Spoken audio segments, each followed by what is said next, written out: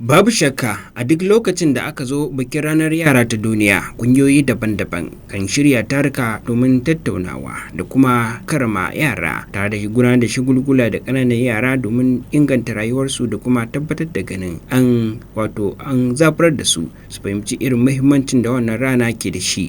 Ƙungiyoyi kama daga na al'umma da na gwamnati kan shirya taruka domin shagulgulan yara ta duniya.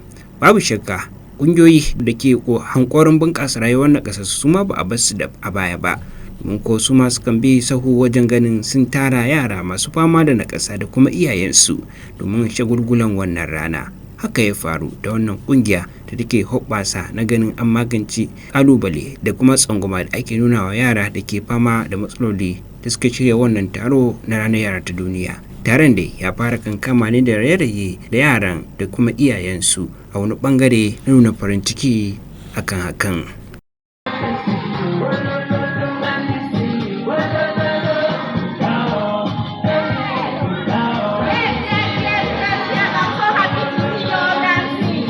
Domin yin shagulgula da waɗannan yara da suke fama da buƙata ta musamman domin ƙarfafa musu gwiwa da kuma sanin cewa ana tare da su a cikin al'umma.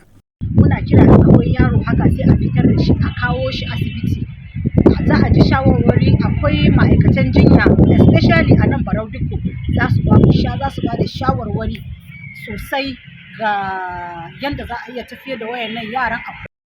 Kazalika da take nata tsokacin ɗaya daga cikin jagororin mata a cikin al'umma kuma jakadar zaman lafiya mai Saratu Suleiman Hausa ta bayyana ta jinjina wa iyaye mata ne waɗanda suke sadaukarwa da kuma nuna ƙauna ga 'ya'yansu musamman waɗanda suke fama da naƙasa. Tana mai cewa yana da mahimmancin gaske lokaci zuwa lokaci a rinka shirya irin taruka domin jinjina da kuma yabawa namijin ƙoƙarinsu wajen kula da 'ya'yansu masu fama da irin waɗannan lalurori.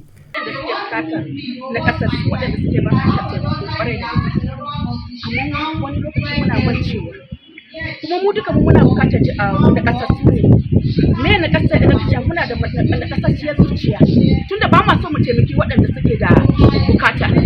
Wasu daga cikin iyaye da suka yi jawabi a yayin taron sun bayyana cewa ƙananan yara masu buƙata ta musamman kamata a rinka ɗaukan su kamar sauran yara masu lafiya. Suna mai bayyana cewa Allah ya ba su baiwa a fannoni daban-daban wanda ya kamata a rinka kulawa da su yadda ya kamata. Na san yadda su masu rike mu da muke rike wannan mun san abin da muke fuskanta, musamman iyayenmu mata ba su bacci. Rayuwarsu iso ko me suke yi dukan gaskiya ba su da su kai ya fi ma a ce mai gida ya mutu. Ana yi da idanu biyu, kowa na da hannaye biyu, kowa na da baki, ko kuma kowa yana magana muna jin juna.